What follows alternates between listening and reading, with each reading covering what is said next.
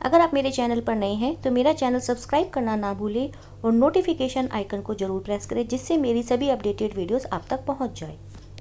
Challenge, खुद का खुद से प्रॉमिस, और कैसा भी वो प्रॉमिस हो सकता है, कैसे भी हम वो चैलेंज अपने आप को कर सकते हैं। किसी को वेट लूज करना है तो वो अपने साथ एक कमिटमेंट करता है, एक चैलेंज करता है कि हाँ मुझे इतने दिन में अपना वेट लूज करना है। किसी को एग्जाम में अच्छे मार्क्स गेन करने हैं तो वो भी अपने लिए एक कमिटमेंट करता है कि मुझे अब की बार एग्जाम में ये मार्क्स गेन करने हैं।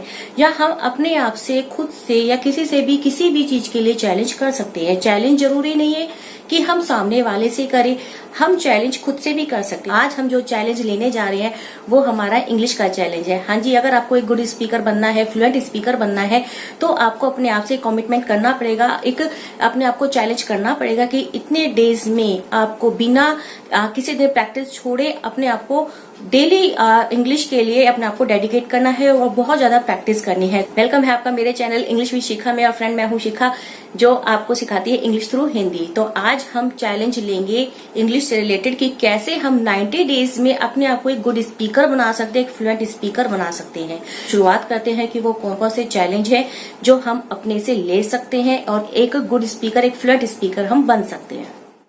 Number 1, take a 90-day challenge. Commit 30 to 60 minutes every day for a period of 90 days towards working upon your English communication skills. Take the challenge. सबसे पहला हमारा जो पॉइंट है वो है टेक अ 90 डेज चैलेंज। हम इंग्लिश 1 महीने पे भी सीख सकते हैं, 2 महीने पे भी सीख सकते हैं, पर ये हमारी एक सेकंड लैंग्वेज है और वर्ल्ड वाइड लैंग्वेज है, ग्लोबली इसको यूज किया जाता है।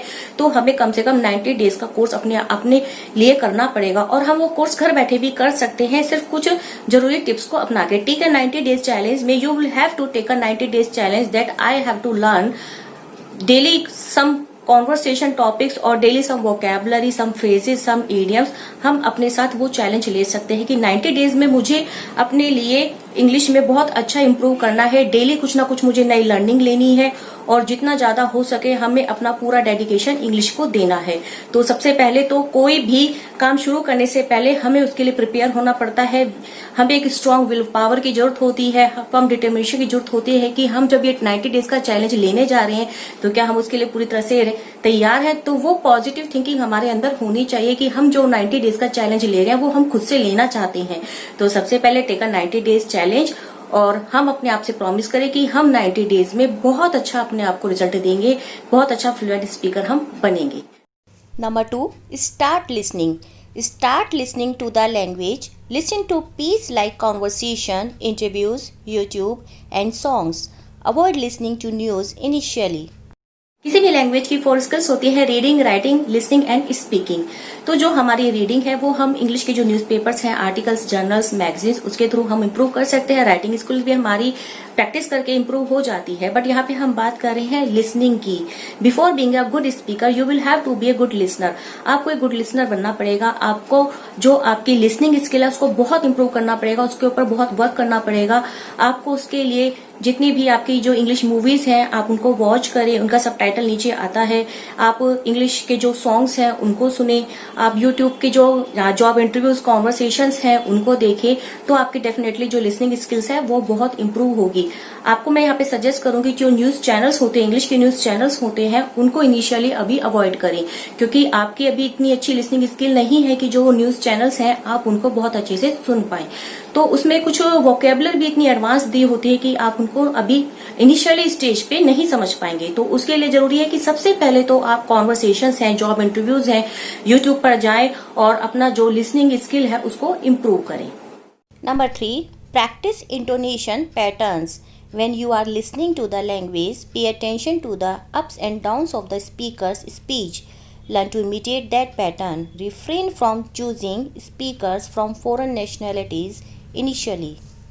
थर्ड पॉइंट आता है हमारा practice intonation patterns. Intonation patterns क्या होता है? When you are listening to a language you need to pay attention all the ups and downs which comes.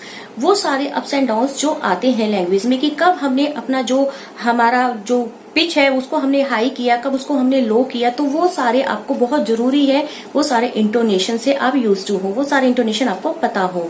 तो आप सबसे पहले तो जो फॉरेन नेशनलिटीज की लैंग्वेज है उनको अभी अवॉइड करें, उनको नहीं सुने, सिर्फ इंडियन लैंग्वेज जो बहुत ज्यादा बेसिक लैंग्वेज है उसकी तरफ आप पूरा कॉन्सेंट्रेट करें, और उन जो पैटर्न्स है, जो ये इंटोनेशन पैटर्न्स है, ट्राई टू इमिटेट दैट, उनको कॉपी करने की कोशिश करें कि कौन से पैटर्न में हमारी पिच हाई जा रही है और कौन से पैटर्न में हमें लो बोलना है। Number 4.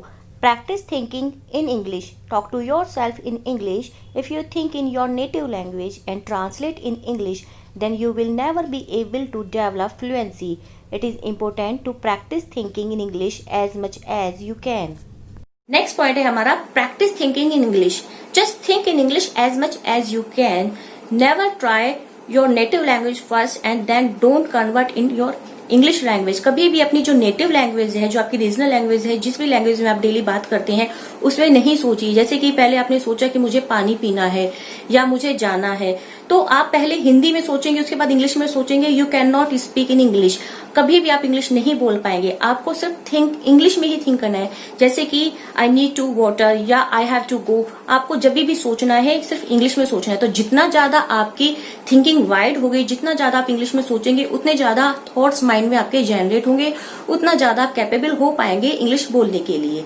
तो जितना ज्यादा हो सके इंग्लिश में ही सोचें, और प्रैक्टिस जितनी भी करें, कोई भी टॉपिक ले माइंड में, उसको माइंड में आप सोचिए कि मैं उस टॉपिक पे कितना बोल सकता हूँ या कितना बोल सकती हूँ। जैसे आपने कोई टॉपिक ले लिया, मोबाइल से रिलेटेड ले लिया, तो आप ये सोचिए कि मैं उस टॉपिक के बारे में कितना बोल सकता हूँ। या टीवी है, कोई भी करंट टॉपिक ले लिया, लॉकडाउन ले लिया, कि मैं उस टॉपिक के बारे में कितना बोल सकता हूँ। तो उसमें आप प्रैक्टिस करें ज्यादा से ज्यादा इंग्लिश में सोचने की। Number 5. Learn sentence structures. Practicing different sentence structures really helps in building a strong foundation. Pick up a practice book like Raymond Murphy, English Grammar in Use, and go through all the sentence structure. Next है हमारा learn sentence structure. Learn sentence structure में आपको जो भी sentence उसके सारे structures को, उसके सब्जेक्ट्स हैं, उसके प्रेडिकेट है, उससे आपको अवेयर होना पड़ेगा। इसके लिए एक इंग्लिश की ग्रामर की फेमस बुक है रेमंड मर्फी की, आप उसको भी आप देख सकते हैं। और जितने भी सेंटेंस के जो स्ट्रक्चर्स हैं उसमें आपको वो मिल जाएंगे, या फिर आप वैसे भी सेंटेंस के स्ट्रक्चर्स याद कर सकते हैं कि सब्जेक्ट क्या है, प्रेडिकेट क्या है। तो वो सारे आप ग्रामर में सेंटेंस के जो स्ट्रक्चर्स हैं उनको लर्न करें अच्छे से। Number 6. Record your voice. When you practice speaking in English, record your voice. You will get to know the areas you need to work upon. Pay attention to those areas and record your voice again. Now, most important part, record your voice. Whatever you are speaking, just try to record that voice, and when you are free, just listen and pay attention to those words जो आपको लगे कि मैंने इन पर काम करना है, ये वाले वर्ड मैंने गलत बोले हैं, तो आप उन सारे वर्ड्स पे दोबारा से वर्क कर सकते हैं and record once again that voice. तो आपको अपनी रिकॉर्ड करनी है वॉइस को, जिससे आपकी खुद की स्पीकिंग भी अच्छी होगी और साथ साथ आपकी लिसनिंग भी अच्छी होगी। क्योंकि जब आप कुछ रिकॉर्ड करेंगे तो आप बाद में उसको सुनेंगे तो आपको पता चलेगा कि मैंने कहाँ पे क्या एरर कमिट की है, मिस्टेक्स कमिट की हैं, और उसको बाद में आप इम्प्रूव कर सकते हैं। तो ये बहुत ही इम्पोर्टेंट पार्ट है। आपको अपनी जो वॉइस है वो डेली बेस पे रिकॉर्ड करनी है किसी भी टॉपिक पे, और उसके बाद आपको उसे सुनना है, and then you will have to pay attention on those words which need your attention once again. Number 7. Find a learning buddy. A learning buddy is someone who knows English a little bit better than you and supports you while you develop your language skills. Practice as much as you can with your learning buddy. इस video का 7 point है find a learning buddy. Find a learning buddy means you need to find a learning partner जिसको आप ही की तरह बहुत ज्यादा English सीखने की चाह है, आपकी तरह गुड फ्लुएंट स्पीकर बनना चाहता है। तो एक ऐसा अपने लिए लर्निंग बडी आपको फाइंड करना पड़ेगा, चाहे वो आप सोशल नेटवर्क पे फाइंड करें या आपके नियर बाई हो, कोई भी आपका फ्रेंड है जिसकी इंग्लिश काफी अच्छी हो, बहुत ज्यादा वीक इंग्लिश ना हो, जो आपको करेक्ट कर सके और आपको सपोर्ट भी करे, आपके साथ पूरा टाइम स्पेंड करे, 90 डेज का चैलेंज वो भी लेने के लिए तैयार हो। तो ऐसा आपको एक लर्निंग बड़ी अपने लिए फाइंड करना होगा। And then you need to talk as much as you can, जितना ज्यादा हो सके आपको बात करनी होगी इंग्लिश में। कोई भी डेली एक टॉपिक उठाएं, उस पर बात करें। उससे क्या होगा कि जो आपका माइंड है वो उसमें थॉट जनरेट होंगे। लिसनिंग स्किल भी अच्छी होगी, क्योंकि जब आप एक दूसरे को सुनेंगे तो आपकी लिसनिंग स्किल भी ऑब्वियस सी बातें अच्छी होगी और आपकी जो स्पीकिंग स्किल है वो भी अच्छी होगी। इसमें आप एक चीज का ध्यान रखिएगा कि बहुत सारे ऐसे सोशल मीडिया पर ग्रुप्स बने हुए हैं कि जहां पर राइटिंग स्किल पर फोकस किया जाता है। लर्निंग बडीज आपस में इंग्लिश ग्रुप्स ऐसे होते हैं कि वो राइटिंग के थ्रू अपनी इंग्लिश को इम्प्रूव करते हैं। वो बिल्कुल गलत वे है। आपको जरूरी है कि आपको एक गुड लिसनर बनना है, आपको गुड स्पीकर बनना है, तो उसके लिए you will have to speak as much as you can. तो राइटिंग स्किल्स वाले ग्रुप से बिल्कुल अलग रहे, जो राइटिंग स्किल्स पर फोकस कर रहे हैं। आपको अपने लिए एक ऐसा लर्निंग बडी फाइंड करना है जिसको स्पीकिंग और लिसनिंग दोनों को आपके साथ जो कर सके। Number 8. Practice your skills. Practice your skills in front of the mirror, then start speaking with people who are your well-wishers and who would not laugh at you if you commit mistakes initially. Once you gain confidence, then start practicing with more people. एक point है हमारा practice your skills. You need to stand in front of a mirror and then you need to talk in English as much as you can. जितना ज्यादा हो सके आप mirror के सामने प्रैक्टिस करें। मिरर के सामने प्रैक्टिस करने से आपके अंदर कॉन्फिडेंस गेन होगा और आपका जो बात करते करते अटक जाते हैं इंग्लिश में, तो वो बिल्कुल रिमूव हो जाएगा। उसके बाद यू ट्राई टू स्पीक 2 और 3 पीपल्स। ज्यादा लोगों से बातचीत अभी शुरू में नहीं करिएगा। इनिशियल स्टेज पे 2-3 लोगों से ज्यादा बात नहीं करिएगा इंग्लिश में। ऐसे लोगों से बात करिएगा जो आपके ऊपर हंसेंगे नहीं अगर आप कोई मिस्टेक कमिट करते हैं, कोई एरर कमिट करते हैं, और आपको करेक्ट कराएं। उसके बाद जब आपके अंदर कॉन्फिडेंस एक बार आ जाएगा तो आप अपने लिए बड़ा ग्रुप ले सकते हैं, लार्ज ग्रुप में आप वो बात कर सकते हैं। तो सबसे पहले प्रैक्टिस योर स्किल्स हमें घर में रह के प्रैक्टिस करनी है in front of mirror. And we need to find 1 or 2 people who will not laugh at us when we commit any mistake. तो आपको ये चीज पे फोकस करना है कि हमें प्रैक्टिस करनी है मिरर के सामने। 1 या 2 लोग जो हमारे लर्निंग बडी हैं या जो हमारे वेल विशर हैं और चाहते हैं कि हम बहुत अच्छी इंग्लिश बोलना शुरू कर दें, तो उनके सामने आपको प्रैक्टिस करनी है। जब आपके अंदर कॉन्फिडेंस आ जाए तो उसके बाद आप अपने लिए एक लार्ज ग्रुप फाइंड कर सकते हैं। Number 9. Affirm and visualize. Practice this affirmation. I am able to speak correctly, confidently, and fluently with everyone before you go off to sleep, and once you get up at least 7 times, and spend 5 minutes every day to practice visualization. Point है हमारा affirm and visualization. You need to affirmation that I can speak fluently, correctly and confidently. जब आप ये affirmation ले लेंगे कि मैं अच्छे से बोल सकता हूँ, फ्लुएंटली बोल सकता हूँ, बिल्कुल ठीक बोल सकता हूँ, तो डेफिनेटली आपके अंदर खुद से कॉन्फिडेंस गेन होगा। आप रात को सोते हैं तो विजुअलाइजेशन करें कि आपने क्या लर्न किया, एक बार उसको माइंड में पूरा विजुअलाइज करें। और जब आप मॉर्निंग में उठते हैं तो 7 टाइम आप उसको अफर्म करें कि हाँ मैंने ये याद करना है या मैं ये कर चुका। और डेली 5 मिनट्स आप प्रैक्टिस करें विजुअलाइजेशन पे कि मैंने पूरा दिन में ये लर्न किया है और मैं ये कर सकता हूँ, मुझे अपने आप को एक फ्लुएंट स्पीकर बनाना है। तो फ्रेंड, हम जब तक खुद से अफर्मेशन नहीं करते हैं, विजुअलाइज नहीं करते किसी चीज को, तो हम उस चीज को पूरी तरह से नहीं निभा पाते हैं। तो अफर्म विजुअलाइजेशन का मतलब है कि हम अपने आप को पूरी तरह से ये कॉन्फिडेंस में लें कि हम अपने आप को एक गुड स्पीकर बना सकते हैं।